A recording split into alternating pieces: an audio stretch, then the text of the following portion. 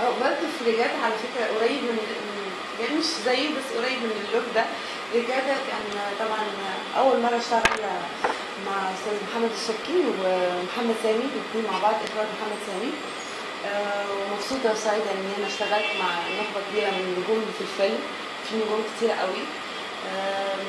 يعني كان نفسي طبعا، محمد سامي من زمان، يعني هو صديقي من زمان، كان نفسي اشتغل معاه في مساحة أكبر. يعني أنا كنت ضيفة شرف في دور صغير في الفيلم، بس كان نفسي اشتغل معاه في أكبر، يعني في دور كبير نشتغل عليه مع بعض، عشان سامي ما شاء الله عليه يعني المخرجين شاطرين، غير ان هو مخرج، غير ان هو بيوجه الممثل ويحب يتعب معاه ويقع الشخصية، يعني هو يغير لك.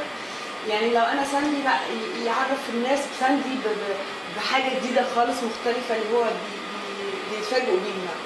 فانا كنت سعيده في رجاتا ان انا اشتغلت معاه، وسعيده بالدور. هو جديد عليا برضو ان انا عملت دور رقاصه اول مره اعمله. ويا رب ممكن ان شاء الله قريب يعني اشتغل مع محمد سامي تاني، يعني هبقى سعيده جدا معاه.